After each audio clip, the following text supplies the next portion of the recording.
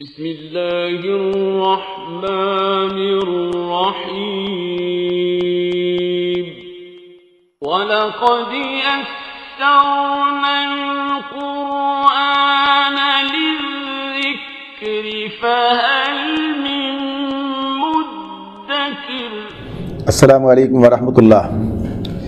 الحمدللہ وکفا وسلام علی عبادہ الذین اصطفیٰ، اما بعد فاعوذ باللہ من الشیطان الرجیم، بسم اللہ الرحمن الرحیم۔ یا ایہا المدثر، سورہ مدثر کا آغاز ہوتا ہے۔ سورہ مدثر مکی صورت ہے اور مکے کے ابتدائی دور میں، یعنی اس کے بارے میں کہا گیا کہ یہ دوسری وحی ہے جو نبی اکرم صلی اللہ علیہ وسلم پر نازل ہوئی، اس کی پہلی 7 آیات، اور باقی صورت جو ہے وہ پھر اس کے بعد میں نازل ہوئی ہے۔ تو یہ پہلی 7 آیات کے بارے میں بتایا گیا کہ یہ دوسری وحی، اور اس کے لیے ایک اور بھی لفظ کا جملہ کہا گیا کہ پہلی احکامی وحی، یعنی اس میں کچھ کرنے کا حکم دیا گیا۔ پہلی وحی تو سورہ علق کی 5 آیات ہیں، اس میں تعارف ہے، بتایا گیا کہ یہ پڑھنے کی بات ہوئی کہ پڑھ اپنے رب کے نام سے اس نے پیدا کیا، تو رب کی بات ہوئی تھی، اس کے تعارف کی بات تھی، علم کی بات تھی۔ اب یہاں پر بات بتائی گئی ہے کہ کیا کام آپ کو کرنا ہے۔ تو پہلی 7 آیات اس طرح ہیں، اور اس کے بعد کی جو آیات ہیں اس میں اس موقع کا ذکر ہے جبکہ نبی اکرم صلی اللہ علیہ وسلم نے ہاں کے پکارے دعوت شروع کر دی ہے، اور اب مشرکین مکہ اس دعوت سے پریشان ہیں اور آپ کی مخالفت کر رہے ہیں، اور اس معاملے میں وہ آپ کے خلاف پروپیگنڈا بھی ساتھ ساتھ کر رہے ہیں۔ ایسی موقع جب یہ حج کا آنے والا تھا کہ حج کا موقع جب سامنے آ گیا تو ان لوگوں نے آپس میں یہ بات طے کی کہ ہم کوئی ایک متفق علیہ کوئی بات طے کر لیں نبی صلی اللہ علیہ وسلم کے خلاف، یعنی جو پروپیگنڈا کیا جائے تو کس بات طے کیا جائے۔ ظاہر ہے کہ جب بات صحیح ہوتی ہے تو ایک ہی ہوتی ہے، لیکن جب بات صحیح نہ ہو تو کوئی کچھ کہہ رہا ہے کوئی کچھ کہہ رہا ہے، تو بہرحال انہوں نے یہی طے کیا کہ غلط بات کو صحیح ثابت کرنے کے لیے ہم کوئی متفق علیہ بات طے کر لیں۔ اور پھر جب بیٹھے مختلف باتیں ہوئیں، اور اس موقع پر پھر ظاہر ہے کوئی بات بھی درست تو تھی نہیں، جچتی نہیں تھی، لیکن بالآخر پھر جو ہے ولید بن مغیرہ نے یہ کام کیا ان کے لیے کہ آپ پر ساحر ہونے کا الزام جو ہے وہ لگایا گیا، کہ آپ کو جو ہے یہ کہا جائے کہ آپ جادوگر ہیں، ایک ایسا کلام پیش کرتے ہیں کہ جسے سننے کے بعد لوگ جو ہیں ان کے اندر اتنا بڑا انقلاب آتا ہے کہ باپ بیٹے سے جدا ہو جاتا ہے، بھائی بھائی سے جدا ہو جاتا ہے۔ یعنی اسلام قبول کر لینے کا جو نتیجہ ہے مسلم اور غیر مسلم کے درمیان فرق، اس کو اس طرح انہوں نے بیان کرنا چاہا کہ یہ پروپیگنڈا آپ کے خلاف کیا جائے۔ تو اس کا ذکر اس کے اندر آتا ہے کہ کیا کیفیت تھی۔ ولید بن مغیرہ جو کہ حقیقت کو پہچان چکا تھا، لیکن اس نے اپنے ضمیر کے خلاف کس طرح سے جا کر اور اس کشمکش سے گزر کے پھر یہ بات کہی کہ جو آپ پر الزام لگایا گیا، اس کا ذکر آتا ہے۔ اور اس کے علاوہ پھر بتایا گیا ہے انہیں مشرکین مکہ کو کہ اصل معاملہ جو ہے وہ یہی ہے کہ یہ اللہ پر ایمان لانے کی بجائے ساتھ ساتھ آخرت کا جو تصور ہے وہ ان کا بگڑا ہوا ہے۔ اللہ پر ایمان تو رکھتے ہیں لیکن شرک کرتے ہیں، اللہ کو مانتے ہیں لیکن شرک کرتے ہیں، لیکن اسی کے ساتھ ساتھ جو اصل بگاڑ ہے وہ کیا ہے؟ آخرت کا یقین نہیں ہے کہ دوبارہ زندہ کیے جائیں گے اور حساب اور کتاب کا معاملہ۔ اور یہاں تک بھی بات تھی کہ اگر ایسا ہوا بھی تو بہرحال جیسے دنیا میں مزے کر رہے ہیں ایسے وہاں بھی کریں گے، یہ تصورات ان کے تھے۔ تو ان سب کے بارے میں بتایا گیا ہے کہ یہ جو کیفیت ہے، یہ جو ان کا خیال ہے، یہ درست نہیں ہے۔ تو اس کے بارے میں پھر آگے یہ بات بتائی گئی کہ جب لوگ جنت اور جہنم میں چلے جائیں گے تو اہل جنت کا اہل جہنم سے ایک مکالمہ بھی اس میں شامل ہے، جس میں یہ بات بتائی گئی ہے کہ جہنم میں جانے کے اسباب کیا ہوئے، کون سے کام ایسے ہیں جو انسان کو جہنم میں لے جاتے ہیں، اس کا ذکر بھی سامنے آ جاتا ہے۔ تو پہلی وحی جو ہے اس کے وہیں سے آغاز ہوتا ہے، تو وہاں سے آغاز کرتے ہیں۔ یا ایھا المدثر، اے اوڑھ لپیٹ کر لیٹنے والے۔ نبی اکرم صلی اللہ علیہ وسلم کو اللہ تعالیٰ نے اس طرح مخاطب کیا، یا ایھا المدثر۔ پیچھے صورت گزری یا ایھا المزمل، اس کے اندر بھی اسی انداز کا خطاب ہے، لیکن وہاں کیفیت دوسری ہے، یہاں کیفیت دوسری ہے۔ اس کے بارے میں یہ بات سامنے آتی ہے کہ نبی اکرم صلی اللہ علیہ وآلہ وسلم پہلی وحی کے بعد جب کچھ وقت گزرا ہے اور وحی میں کچھ تعطل پیدا ہوا ہے، تو اس کے بارے میں یہ بات کہی جاتی ہے کہ فطرت الوحی کے بعد جو وحی کا آغاز جب ہوا ہے تو انہی آیات سے ہوا ہے، جو یہ پہلی 7 آیات ہیں۔ امام زہری رحمۃ اللہ علیہ دیگر اس کو اسی طرح سے بیان کرتے ہیں کہ یہ دوبارہ سے جب وحی کا آغاز ہوا تو پھر سورہ مدثر کی یہ آیات، اور اس کے بعد پھر تواتر سے جو ہے پھر یہ سلسلہ جاری رہا۔ بعض لوگ سورہ ضحیٰ کی بات کرتے ہیں کہ اس کو کہتے ہیں کہ اس کے بعد جو ہے فطرت الوحی کے بعد جب وحی کچھ عرصے رکی رہی تو اس کے بعد پھر وہ سورت نازل ہوئی ہے۔ تو بہرحال یہاں پر اس کے بارے میں یہ بات کہ یہ جو اوڑھ لپیٹ کر لیٹنے والے کہا گیا ہے، اس کی بنیاد یہ ہے کہ نبی اکرم صلی اللہ علیہ وسلم راستے سے گزر رہے تھے کہ آپ نے اوپر آواز سنی اور اوپر کی طرف جب نظر کی تو دیکھا کہ وہی فرشتہ جو غار حرا میں آپ سے ملا تھا، وہ فرشتہ آسمان و زمین کے درمیان میں معلق ایک کرسی پر بیٹھا ہوا ہے۔ تو اس منظر کو دیکھ کر آپ کے اندر ایک دہشت کی کیفیت پیدا ہوئی، دہشت زدہ ہوئے، اور آپ جو ہے گھر چلے گئے اور جا کر کہا کہ مجھے اڑاؤ مجھے اڑاؤ، یعنی آپ نے یہ کیفیت اپنی محسوس کی۔ تو اس وقت جو ہے آپ کو اڑا دیا گیا، یعنی کوئی گرم کپڑا جو ہے آپ کے اوپر ڈال دیا گیا، تو پھر آپ لیٹ گئے۔ تو پھر اس کے بعد یہ آیات نازل ہونی شروع ہو گئی، یعنی جبرائیل علیہ السلام نے وہی آپ کی طرف جو ہے نازل کی۔ تو اس میں اسی انداز سے مخاطب کیا گیا، یا ایھا النبی نہیں کہا، یا ایھا رسول نہیں کہا، بلکہ یا ایھا المدثر کہا کہ یہ جو کیفیت آپ کی تھی کہ اب آپ جو ہے یہ اس کیفیت سے باہر آئیے، اور یہ بات بھی کہ یہ اب معاملہ تو جو آپ کے سپرد کیا جا رہا ہے وہ ایک ایسا کام ہے کہ جو تقاضا کرتا ہے کہ اب آپ اٹھ کھڑے ہوں، اب آپ کو اٹھنا چاہیے۔ تو اللہ تعالیٰ نے اس طرح نبی اکرم صلی اللہ علیہ وسلم کو مخاطب کیا کہ کہاں آپ لیٹے، آپ کو تو ایک کار عظیم جو ہے وہ انجام دینا ہے، اس کا بار آپ پر ڈالا جا رہا ہے، لہذا کہا گیا قم فانذر، یعنی یا ایھا المدثر کہہ کے مخاطب کیا نبی اکرم صلی اللہ علیہ وسلم کو اس اعتبار سے کہ جو اس وقت جس کیفیت میں آپ تھے اس سے باہر نکالا، اور پھر حکم کیا ملا، قم اٹھیے اٹھو، فانذر اور خبردار کرو، انذار کرو۔ یہ کام ہے جو اللہ تعالیٰ نے پہلا معاملہ جو کام جو ہے نبی صلی اللہ علیہ وسلم کو بتایا، وہ کیا، انذار کی بات کی۔ تو یہ جو قم کی بات ہے، تو ایک تو یہی کہ لیٹے ہیں تو اٹھ جائیے، ایک بات یہ ہو سکتی ہے کہ ہاں اب اٹھ جائیے، دوسری بات یہ کہ اب اٹھ جائیے، یعنی جیسے کہا جائے کہ بس اب اٹھ جائیے، اب کھڑے ہو جائیے۔ تو کھڑے ہو جانے کا مطلب کیا ہوتا ہے، کام پہ لگ جائیے، یعنی اب اٹھنا جو ہے یہ صرف اٹھنا، ایسا اٹھنا نہیں ہے کہ بیٹھے ہیں تو کھڑے ہو جائیے، لیٹے ہیں تو اٹھ کے بیٹھ جائیے، اٹھ کے کھڑے ہو جائیے۔ یہ بات صرف اتنا اس اعتبار سے نہیں ہے، بلکہ اس اعتبار سے ہے کہ اب کام کا وقت آ گیا، اب وہ کام کا زمانہ آ گیا کہ اب آپ کو جو ہے اٹھ کر اپنی ذمہ داری کو ادا کرنا ہے۔ تو اس اعتبار سے جب ہم دیکھتے ہیں تو یہ بات ہمارے سامنے آتی ہے کہ نبی اکرم صلی اللہ علیہ وسلم نے اس کے بعد جس طرح آپ اٹھے، جس طرح آپ نے کام کا آغاز کیا، اور پھر جب تک آپ دنیا میں رہے جس طرح سے آپ اپنی ذمہ داری کو پورا کرتے رہے، ادا کیا، جس طرح سے کام کیا ہے، وہ اپنی مثال آپ ہے۔ یعنی پھر آپ کی زندگی میں ہمیں کوئی عافیت کا ایسا لمحہ کہ جسے آپ نے مصلحت کی بنیاد پہ اختیار کیا نظر نہیں آتا ہے کہ آپ نے جو ہے کام چھوڑ دیا ہو، پیچھے ہو گئے ہوں، آرام کر رہے ہوں، بلکہ ہمہ تن آپ جو ہے اس کام میں لگے ہوئے ہیں، یہاں تک کہ اللہ تعالیٰ کی طرف سے آپ کے اس کام کی قبولیت کی بات بھی، اور یہ بات بھی کہ آپ کو بتایا گیا کہ یعنی اس معاملے میں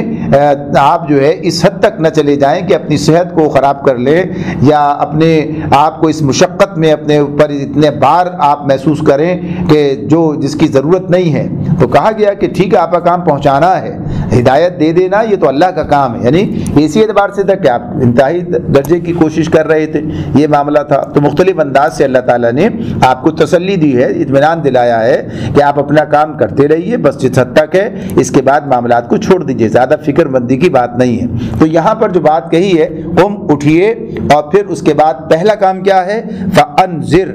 یہ کہ انذار کیجیے، خبردار کیجیے۔ خبردار کیا ہے کرنا ہے کہ اس وقت جو معاشرہ ہے، یعنی جس معاشرے میں رسول مبعوث ہوتا ہے، وہ معاشرہ ایک ایسا معاشرہ ہے جہاں پر ہدایت ختم ہو چکی ہے، یہاں پر اب جاہلیت کا معاشرہ ہے، جہالت کا معاشرہ ہے۔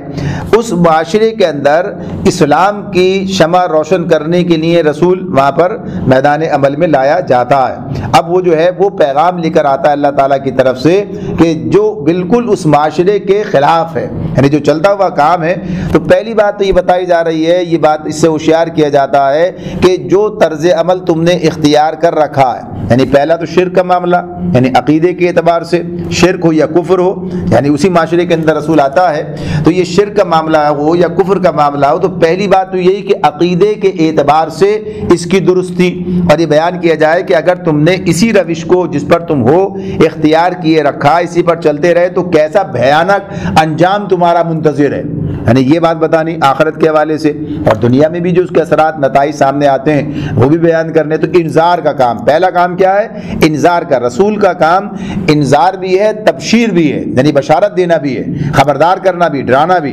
انذار کا جو یہ لفظ ہے یہ ڈرانے کے معنوں میں بھی استعمال ہوتا ہے اور خبردار کرنے کے معنوں میں بھی استعمال ہوتا ہے۔ خبردار بھی اسی چیز سے کیا جاتا ہے جس سے نقصان پہنچنے کا اندیشہ ہو، تو یہ ڈرانا بھی انہی معنوں کے اندر ہے کہ اس انجام سے ڈرانا کہ جو بھیانک ہے، جو نقصان کی بات ہے، اس نقصان کے بارے میں آگاہ کرنا کہ یہ راستہ جو تم نے اختیار کیا ہے یہ تباہی کا راستہ ہے، یہ جو ہے نقصان کا راستہ ہے، یہ بربادی کا راستہ ہے۔ تو یہ انذار ہے، چاہے خبردار کرنا کہیں چاہے اسے ڈرانا کہیں۔ تو اس اعتبار سے یہ بات جو ہے رسول ان کے سامنے لوگوں کے رکھتے ہیں۔ تو پہلا معاملہ یہ تبشیر کا معاملہ، پھر اس اعتبار سے آتا ہے کہ جو پیغام وہ لے کر آتے ہیں، یعنی جو اس کے مقابلے میں جو طرز حیات پیش کرتے ہیں، عقیدے کے اعتبار سے جو وحدانیت کا تصور پیش کرتے ہیں، جو عقیدہ رسالت اور آخرت پیش کرتے ہیں، تو یہ اس کی بات کہ اگر یہ قبول کر لو گے تو اس کا نتیجہ کیا سامنے آئے گا۔ پھر اس پر جو نظام زندگی تعمیر ہوتا ہے، اس نظام زندگی کو اختیار کر لو گے تو دنیا اور آخرت کی بھلائیاں تمہارا مقدر بنیں گی، یعنی خوشخبری ہے۔ پھر یہ ساری باتیں بھی بتائی جاتی ہیں۔ تو یہ اس کے بعد ہے کہ اس کے نتیجے میں کام ساتھ ساتھ چل رہا ہوتا ہے، لیکن پہلا معاملہ کیا ہے؟ تو یہاں پہلی بات کیا آئی ہے؟ انذار کی آئی ہے۔ یہ معاشرے کی جو بگاڑ ہے، جو خرابی ہے، اس سے لوگوں کو روکا جائے، اس کے بارے میں انہیں بتایا جائے کہ جو روش تم نے اختیار کر رکھی ہے تمہاری تباہی پر منتج ہوگی۔ تو قم فانذر، آپ اٹھیے اور انہیں خبردار کر دیجئے کہ تم کسی اندھیر نگری میں نہیں رہتے کہ جو کچھ تمہارا دل چاہے کرتے رہو اور تم سے کسی عمل کی کوئی باس پرس نہ ہو، بلکہ یہ بات کہ تمہیں ایک دن اللہ کے حضور حاضر ہونا ہوگا اور اپنے عقیدے اور عمل دونوں کا حساب وہاں پر دینا ہوگا، اور اگر خلاف حقیقت راستہ تم نے اختیار کیا تو اس کا انجام برا ہے، اور اگر حقیقت کے مطابق یعنی اسلام کو قبول کر لیا تو اس کا انجام تمہارے لیے بہتر ہے۔ تو بہرحال یہ پہلی بات انذار کی کہ اٹھو اور خبردار کرو، یہ کام کرنا ہے۔ دوسری بات جو بیان ہوئی ہے، دوسرا کام جو بتایا گیا، وَرَبَّكَ فَكَبِّرْ، وَرَبَّكَ فَكَبِّرْ، اور اپنے رب کی بڑائی کا اعلان کرو۔ وَرَبَّكَ فَكَبِّرْ، اپنے رب کو بڑا بناؤ یا اپنے رب کی بڑائی کا اعلان کرو، یعنی رب کی بڑائی کا اعلان کا مطلب کیا ہے؟ بتاؤ، ہاں کے پکارے لوگوں کے سامنے یہ بات رکھ دو، بتا دو، اعلان کر دو کہ کبریائی اللہ ہی کو سزاوار ہے، اسی کے لیے ہے، وہی اکبر ہے، وہی بڑا ہے، اور اسی کو بڑا ہونا چاہیے، بنانا چاہیے، کہ اسی لیے کہ کوئی اور نہیں ہے، اس کے مقابلے میں وہی بڑا ہے۔ تو یہ کام ہے، یہ پہلی بات ہے، یعنی اس اعتبار سے یعنی جس پر بنیاد بنتی ہے انذار کی بھی، کس لیے، یہ انجام کون سامنے لے کر آئے گا، کس کی طرف سے آپ آئے ہیں، کس کے آپ نمائندے ہیں، کون ہمیں روک رہا ہے، کون ہمیں اس انجام سے دو چار کر دے گا،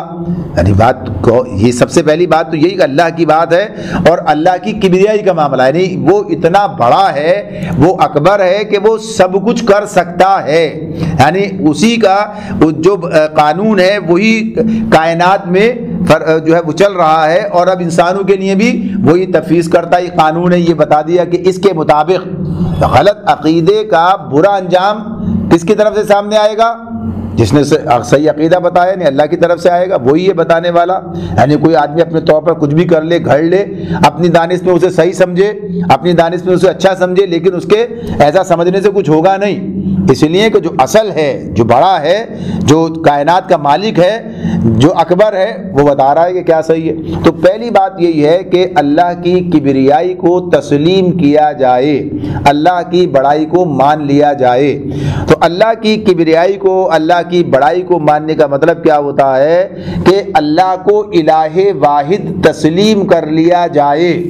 یہی کلمہ تھا نا اللہ کے نبی صلی اللہ علیہ وسلم نے جو دعوت دی لوگوں کے سامنے جو دعوت رکھی جو بات رکھی وہ کیا ہے لا الہ الا اللہ اللہ کے سوا کوئی الہ نہیں ہے اللہ کے سوا کوئی معبود نہیں ہے. اور اس کا دوسرا حصہ یہ تھا کہ محمد رسول اللہ کہ محمد صلی اللہ علیہ وسلم جو ہے وہ اللہ کے رسول ہیں اس کے نمائندے ہیں اس کی طرف سے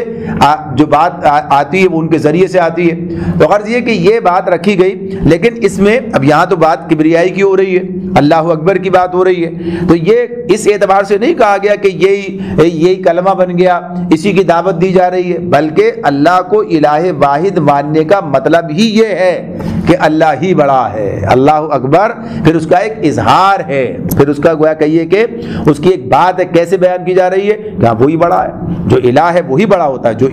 جو بڑا ہوتا ہے وہی الہ ہوتا ہے چاہے جیسے کہیے جو بڑا ہے جو اکبر ہے وہی الہ ہے اور جو بڑا ہے اسی کو الہ ہونا چاہیے. یعنی دونوں چیزیں اس اعتبار سے اسی لیے جب کوئی کسی اور کو بڑا بنا لیتا ہے تو پھر وہ اسی کو الہ بنا لیتا ہے. اگر کوئی اپنے نفس کو بڑا بنا لے تو ظاہر ہے اسی کو الہ بنا لیتا ہے. جو کسی اور کی بڑائی کا جو ہے وہ اسیر ہو جائے تو گویا اس نے اس کو الہ بنا لیا اپنا یہ بات ہے. تو اصل تو اللہ ہی ہے وہی ہے. تو اللہ کی کبریائی کا معاملہ جو ہے اس اعتبار سے یہاں پر بیان کیا گیا وَرَبَّكَ فَكَبِّرْ یہ پہلی بات ہے اور یہاں سے بات کا آغاز ہوتا ہے. اگر یہی بات سمجھ میں نہ آئے تو باقی سب باتیں بیکار ہو جاتی ہیں. تو دعوت اصل میں کیا ہے وہ یہی ہے دعوت جو دی گئی ہے وہ کیا دعوت ہے کہ اللہ الہ واحد ہے لا الہ الا اللہ. یہ دعوت ہے کہ جو لوگوں کے سامنے رکھی گئی ہے. نبی کریم صلی اللہ علیہ وسلم نے کہا قولوا لا الہ الا اللہ تفلحوا اگر وہ اللہ کے سوا کوئی معبود نہیں فلاح پا جاؤ گے. یعنی اب اس کی تفصیل ہوگی پھر باقی سب جب اللہ الہ واحد ہے تو اب وہ الہ تمہارے سامنے کیا پیغام رکھتا ہے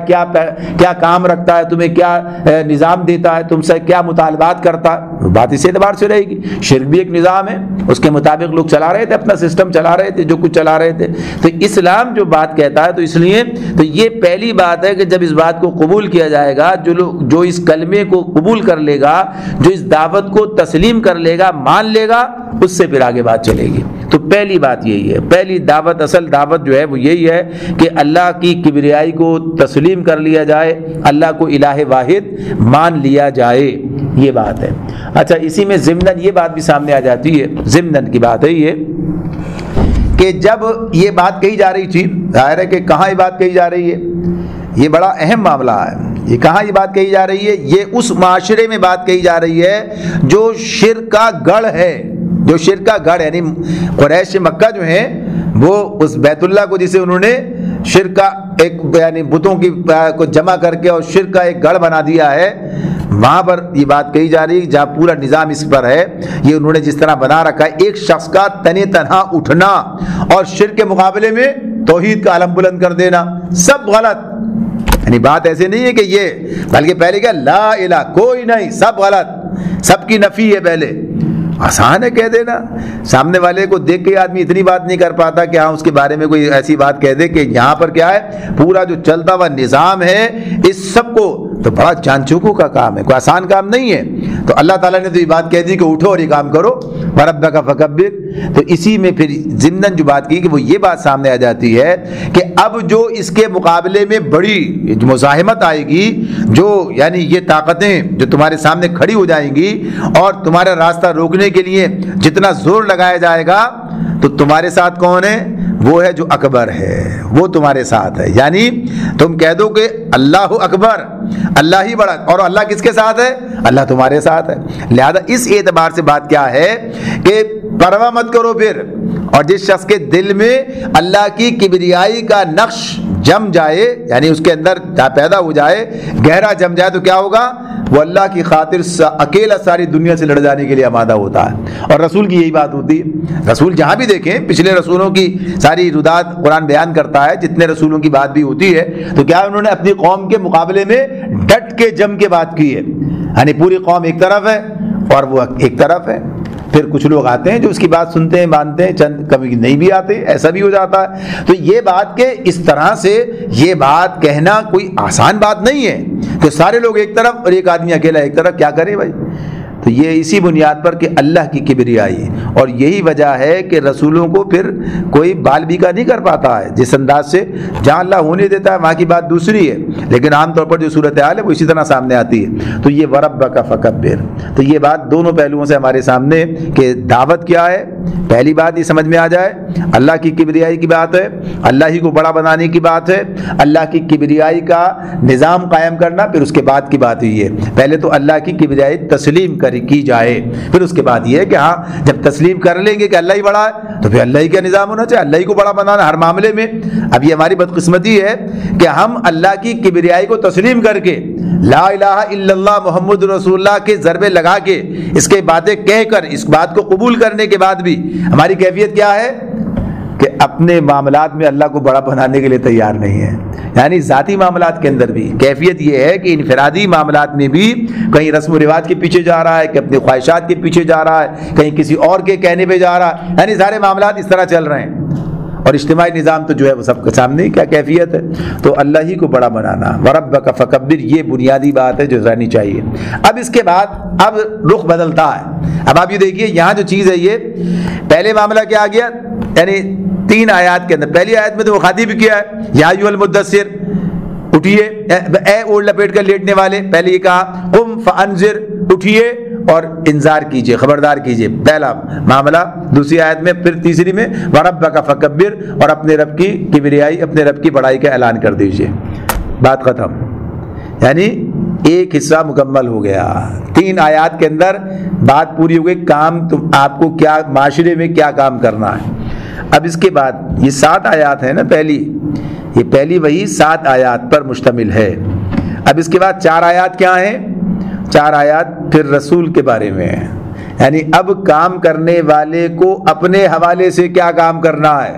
یہ تو معاشرے میں کام ہو گیا نا، یہ لوگوں کے سامنے کیا بات رکھنی ہے، کیا کام کرنا ہے۔ اب اس کے بعد کیا ہے، اب مخاطب کون ہے؟ براہ راست رسول ہے، اور رسول کے بعد ہر وہ داعی حق ہے، وہ داعی اللہ ہے جو کہ رسول کے راستے پہ چل کر اس کام کو انجام دینا چاہتا ہے۔ تو کیا کہا، وَثِيَابَكَ فَطَهِّرْ، پہلی بات کیا آ گئی،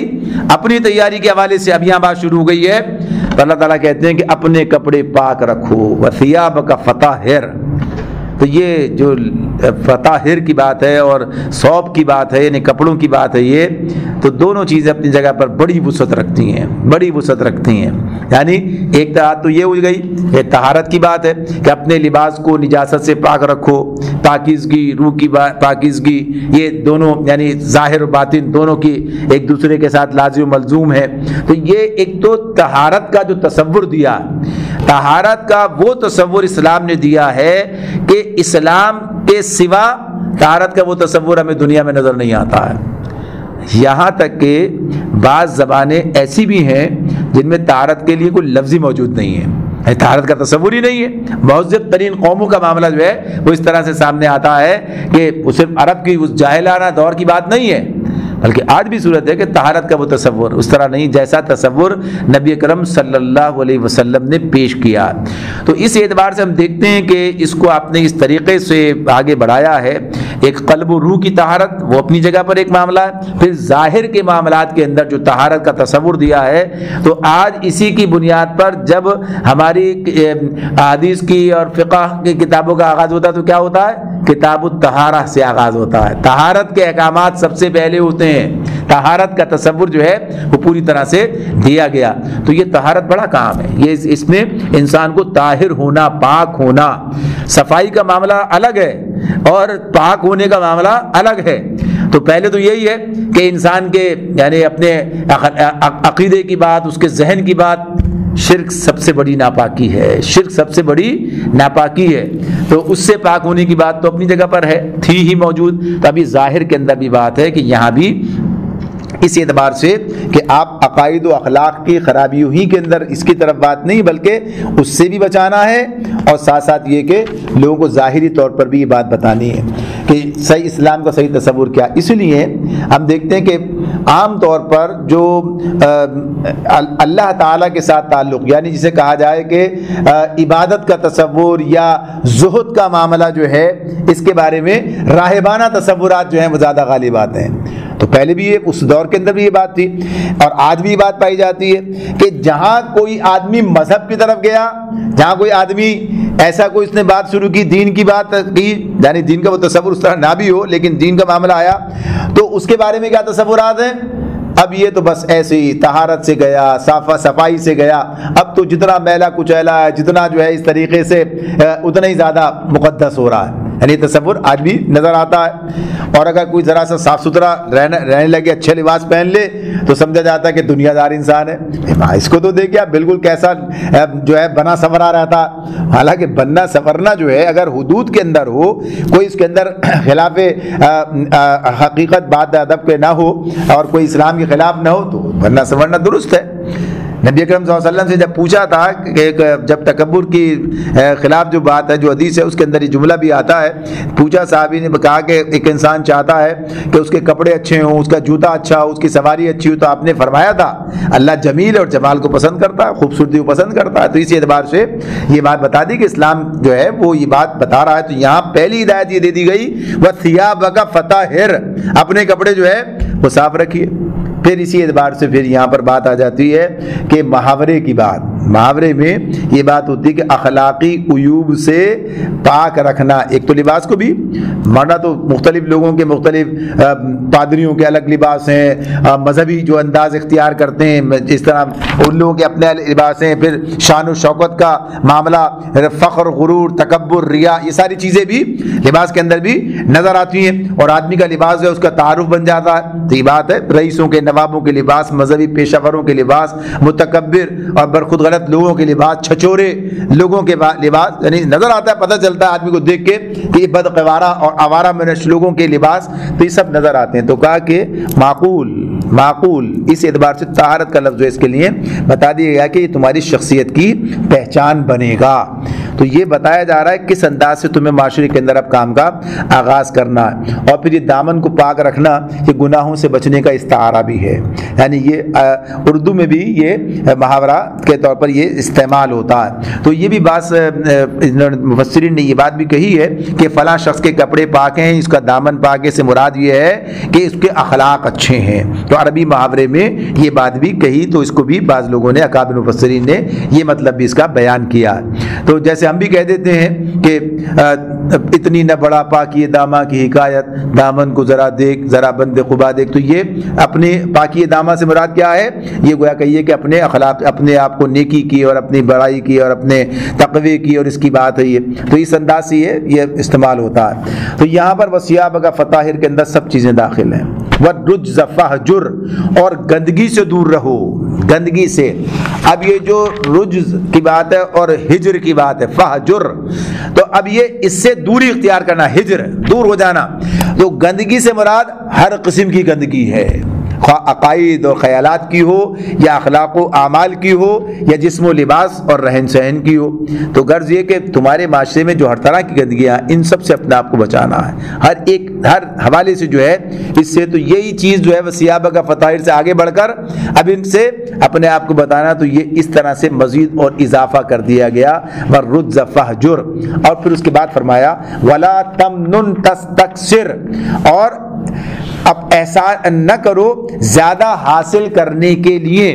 ولا تمنن تستکثر۔ تو اس کی یہ مفہوم بھی اپنی جگہ پر، یعنی یہ جملہ بھی بڑا اپنی اس کی وسعت اس کی ہے، اس کے اندر بات ہے، اس فقرے کے اندر کیا کیا باتیں آ جاتی ہیں۔ تو ایک تو بات یہ کہ جو کام کرنے کھڑے ہوئے ہو، ظاہر سی بات ہے کہ پورے معاشرے کی درستی کا کام ہے، کوئی آسان کام ہے، کتنا بڑا کام کرنے کے لیے اٹھے ہیں، کیا کچھ کر رہے ہیں، لوگوں کے عقائد درست کرنا، ان کے اخلاق درست کرنا، ان کی ساری زندگی کا پورا نقشہ ہی بدل دینا، انہیں کہاں سے اٹھا کے کہاں پہنچا دینا۔ تو یہ بات تو اپنی جگہ ہے نا کہ نبی اکرم صلی اللہ علیہ وسلم نے جتنا بڑا انقلاب برپا کیا، تو اگر اس کو دیکھیں تو کیا کچھ عرب کو کیا بنا دیا، کہاں سے کہاں پہنچا دیا۔ تو احسان تو ہے ہی اپنی جگہ پر، ہی بات معاملہ تو ہے۔ تو اس اعتبار سے بات یہ ہے کہ یہ جو کام آپ کرنے کے لیے کھڑے ہوئے ہیں یہ اللہ کے لیے کام ہے، یہ یعنی اس لیے یہ کسی پر احسان نہیں ہے، یعنی یہ بات تو اللہ کے رسول کے ذریعے سے ساری امت کو یہ بات بتائی جا رہی ہے، سب کے لیے بات ہے یہ کہ کوئی آدمی کے ذہن میں یہ تصور نہ ہو ہم تو دیکھو ساری دنیا کے لیے یہ کام کر رہے ہیں اور دنیا ہمارے ساتھ کیا کر رہی ہے۔ تو یہ الگ بات کہ آدمی کے اندر یہ کیفیت پیدا ہوتی ہے، یعنی وہ سوچتا ہے کہ دیکھو ہم تو ان کے خیر خواہ یہ ہمارے ساتھ یہ کام کر رہے ہیں، لیکن کوئی احسان جتانے والا معاملہ نہیں ہونا چاہیے، یعنی احسان کرو اللہ کی خاطر، اللہ کے لیے، اللہ کی بنیاد پر، اللہ سے حاصل کرنا ہے جو کچھ تمہیں کرنا ہے۔ تو پھر اسی کے ساتھ ساتھ دوسرا مفہوم اس کا یہ بھی ہے کہ اپنے معاملات کے اعتبار سے یعنی اپنے عمل کو کوئی بڑی چیز نہ سمجھنا، یعنی آدمی اپنے آپ کو یہ بھی اللہ کی توفیق سے، اللہ کی تائید سے، اللہ کی مدد سے، اللہ تعالیٰ جو بھی ذمہ داری کسی کو دیتا تو نبوت کا منصب بھی اللہ کی طرف سے عطا ہوتا ہے، یہ اللہ کا جو ہے انتخاب ہے، یہ کسی اور کا نہیں ہے، تو اللہ تعالیٰ نے یہ کیا ہے۔ تو اب اس کام میں جان لڑاؤ اور یہ کام کر رہے ہو تو کسی پر کوئی یعنی اللہ پر بھی کوئی احسان نہیں ہے، جیسے بعض لوگ یہ نبی صلی اللہ علیہ وسلم پر احسان رکھتے تھے، کہا نا سورہ حجرات میں آتا بدمیوں نے کہا کہ یہ اپنے ایمان کا احسان نہ رکھو، تو یہ تو اللہ کا فضل ہے کہ اس نے تمہیں یہ دیا، تو یہ سب چیزیں کیا ہیں اللہ کی عطا ہیں۔ تو اس اعتبار سے تو یہ چیزیں سب اس کے اندر ہمارے سامنے ہیں کہ یہ جو چیزیں تو ولا تمنن تستکثر کہ بے غرضانہ، بے لوس، اور یہی اس کام کی روح ہے، یہ معاملہ ہے، اور اس کو بار بار قرآن مجید نے بیان کیا انبیاء کی دعوت کے اعتبار سے۔ وہ کہتے ہیں کہ میں تم سے کوئی اجر نہیں مانگتا، میں تم سے کوئی مطالبہ نہیں کرتا، اور ظاہر ہے کہ اس لیے کہ میں اس کا کوئی احسان بھی تم پر نہیں رکھتا، اللہ کی طرف سے پیغام ہے تم تک پہنچا رہا ہوں۔ اور آخری بات کیا آ گئی؟ وَلِرَبِّكَ فَاصْبِرْ، اور اپنے رب کی خاطر صبر کرو، یعنی کام آسان نہیں ہے، بڑے جان جوکھوں کا کام ہے یہ، اس میں جو حالات سامنے آئیں گے اور آئے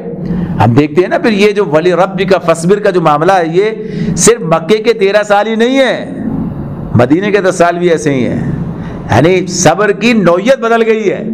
صبر کی کیفیت بدل گئی ہے۔ صبر کے بغیر اس راستے پہ چلنا ناممکن ہے، صبر کے بغیر۔ تو یہ کیا کہا اب یہاں پر؟ کیا اپنے رب کی خاطر ڈٹنا اور جمنا جو ہے، صبر کی بات تو مختلف مقامات پر کرتے رہے، صبر کا مطلب کیا ہے؟ ڈٹ جانا، جم جانا، رک جانا، اپنے اوپر قابو رکھنا، تحمل ہونا، جو فیصلہ ہے اس کے اوپر آدمی جو ہے قائم ہو جائے، کوئی لالچ، کوئی خوف، کوئی اسے جو ہے اپنے اس کے پائے استقلال میں جو ہے کسی طرح کا تزلزل جو ہے کوئی اس میں کوئی ایسا نہ اسے ہلا نہ سکے، وہ ثابت قدمی اس کی موجود رہے، تو صبر کی بات ہے یہ۔ لیکن یہ صبر کب ہوگا؟ جب رب کے لیے کیا جائے گا، وَلِرَبِّكَ فَاصْبِرْ، یار سب کچھ کر رہے ہیں کچھ نہیں ہے تو کیا اللہ کے لیے۔ جب آدمی اس کام کا نتیجہ کہاں سے حاصل کرے گا؟ اس ڈٹنے، جمنے، قربانی کا، اس تکلیف کو سہنے کا، اس اپنے مفاد کو چھوڑ دینے کا، یعنی سبھی چیزیں ہیں اس کے اندر، تو اس کا بدلہ اللہ کی طرف سے۔ تو اللہ کے لیے، اللہ کی خاطر، ایک تو یہ کہ اللہ سے تعلق جتنا مضبوط ہوگا اتنا انسان کے اندر صبر کا مادہ پیدا ہو جائے گا، اور جب اللہ کی رضا اور اس سے اجر کی امید اس کی بنیاد پر ہوگا تو پھر یہ سب کام ممکن ہوں گے، اس کے بغیر ممکن نہیں ہے۔ پھر آدمی صبر کے میدان میں کہیں نہ کہیں پھر گویا کہیے کہ وہ پھر ٹھہر جاتا ہے، پھر وہ وہاں پر ہار جاتا ہے، لیکن جب اللہ کے لیے ہوتا ہے وَلِرَبِّكَ فَاصْبِرْ تو پھر وہ اس راستے پر آگے بڑھتا چلا جاتا ہے۔ تو یہ ہیں وہ اولین ہدایات جو اللہ تعالیٰ نے نبی کرم صلی اللہ علیہ وسلم کو اس اعتبار سے سامنے رکھ دی ہیں کہ جو کام اب آپ کے سپرد کیا جا رہا ہے اس کام کو کام بھی بتا دیا، کام کرنے کا طریقہ بھی بتا دیا، اپنے آپ کو کس طرح تیار رکھنا ہے، یہ ساری باتیں بھی اس مقام پر اللہ تعالیٰ کی طرف سے آتی ہیں۔ تو اس میں ہمارے لیے بڑی رہنمائی ہے دعوت کا کام کرنے کے اعتبار سے کہ کیا کام کرنا ہے، اور اپنے آپ کو کس اعتبار سے، اپنی شخصیت کو کس اعتبار سے سنوارنا ہے تاکہ داعی اللہ پر کوئی حرف نہ رکھا جا سکے، اور لوگ ذہن جو ہے اس سے متاثر ہوں، اس کی طرف، اس کی دعوت قبول کرنے کی طرف مائل ہوں۔ اللہ تعالیٰ ہمیں ان سب چیزوں کو اختیار کرنے، اس کے مطابق زندگی بسر کرنے کی توفیق عطا فرمائے۔ وآخر دعوانا ان الحمد للہ رب العالمین۔